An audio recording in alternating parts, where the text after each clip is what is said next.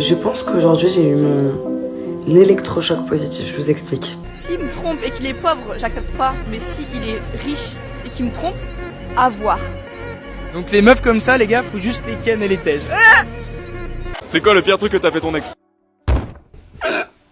Mais vous pensez que si maintenant les masculinistes ou les personnes, les hommes qui veulent régler le problème, s'ils demandent à discuter calmement avec les féministes, vous pensez que les féministes vont accepter?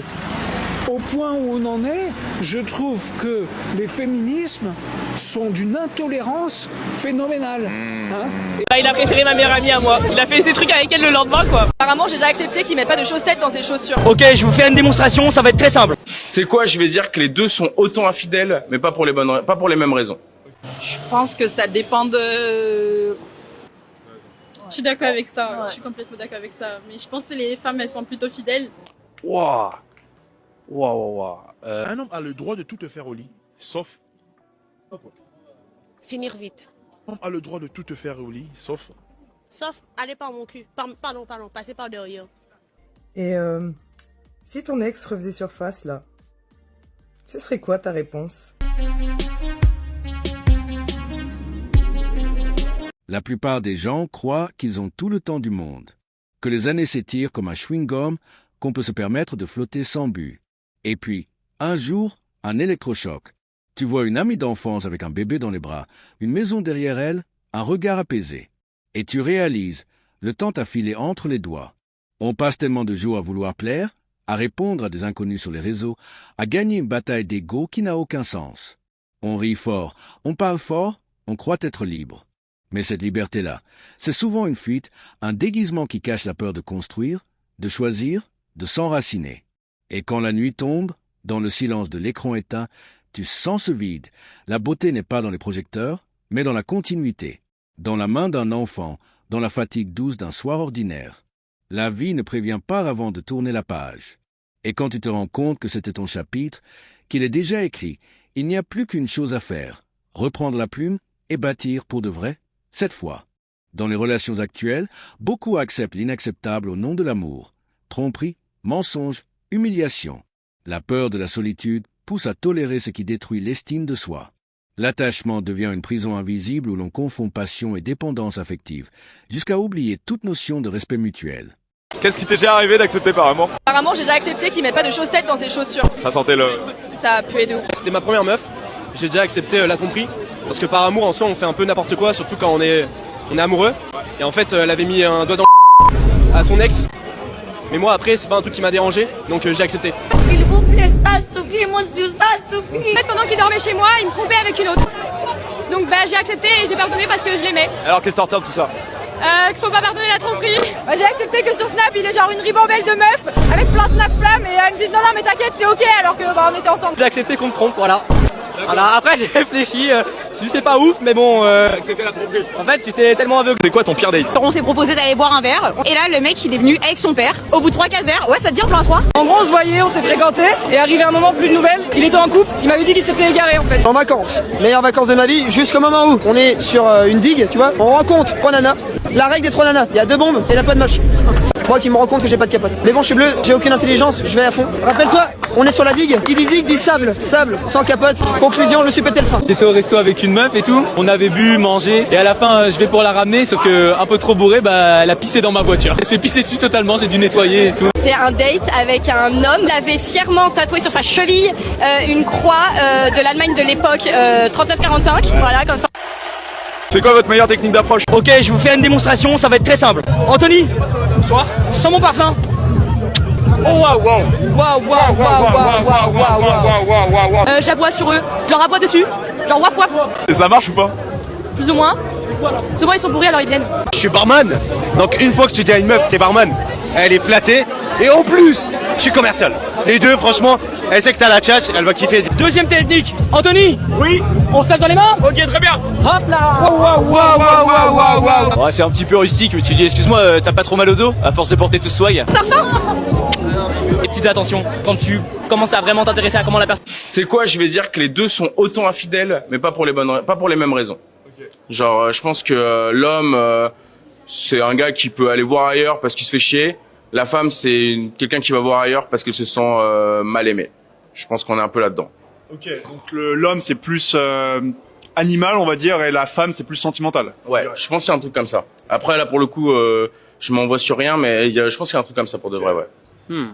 Les relations amoureuses contemporaines semblent dominées par le mensonge, l'humiliation et la superficialité. La loyauté se dissout dans le besoin d'attention et la peur du rejet. Entre trahison banalisée et ego fragilisé, beaucoup confondent amour avec possession et finissent par normaliser la toxicité comme une forme d'attachement.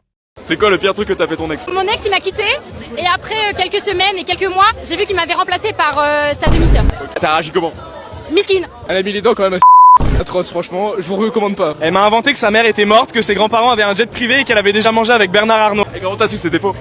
Parce que je suis allé chez ses grands-parents, que ses grands-parents ils ont dit le prénom de sa mère qui était censée être morte il y a 6 mois, genre en mode ah tu passes le bonjour à machin. C'était en boîte de nuit et j'arrive, elle m'a dit ouais je vais aux toilettes et tout. Je lui dis à mon pote vas-y accompagne-la et j'arrive pour les rejoindre. Après j'ai fini ma clope et j'arrive et tout, piste, c'était une piste tournante et là je les vois coller serrés. Mais vous pensez que si maintenant les masculinistes ou les personnes, les hommes qui veulent régler le problème, s'ils demandent à discuter calmement avec les féministes, vous pensez que les féministes vont accepter?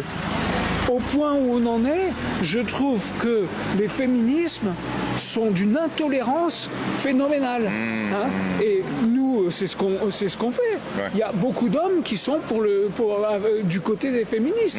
Oui, c'est vrai, c'est vrai. Mais c'est ce systématisme à nous faire porter le chapeau. Et surtout, et ça c'est aussi de la faute des médias. C'est-à-dire que merci beaucoup, waouh. C'est de la faute des médias, puisque à chaque fois qu'il y a un problème, quel qu'il soit dans la société, ils zooment sur ce problème qui n'est pas représentatif, mais c'est le scoop, ça fait vendre. C'est vrai.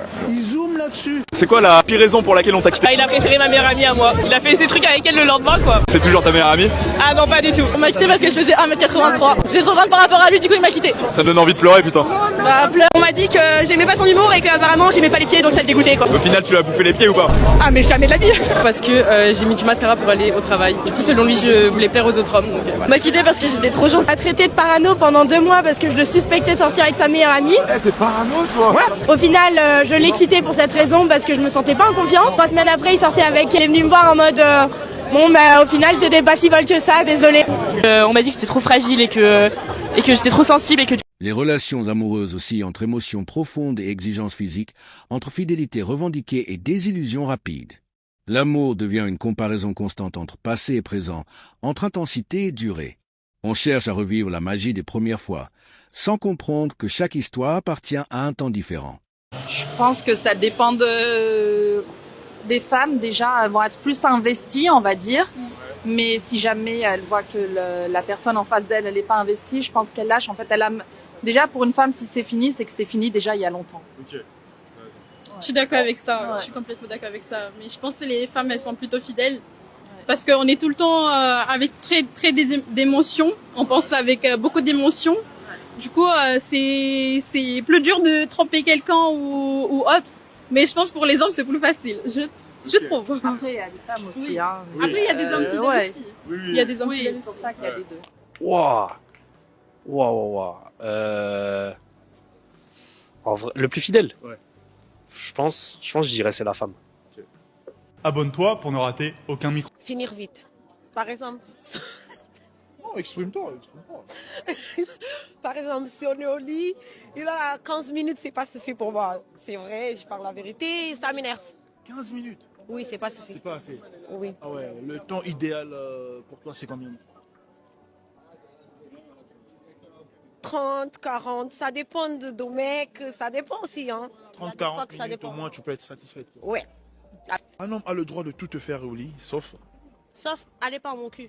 Pardon, passer par derrière. Il peut pas aller derrière. C'est mort. C'est mort. C'est mort. Mais pourquoi pas? Comment ça, pourquoi pas? Il y a tout qui sort, il n'y a rien qui rentre. Ce qui sort, c'est pas bon, non. Même pas un suppôt, je prends. D'accord. Ça fait mal, tu penses? J'ai pas envie de savoir. Je veux pas savoir. Peut-être que ça fait mal, hein. Parce que franchement, quand ça sort, ça fait mal aussi. Toi, t'es drôle, t'es comique.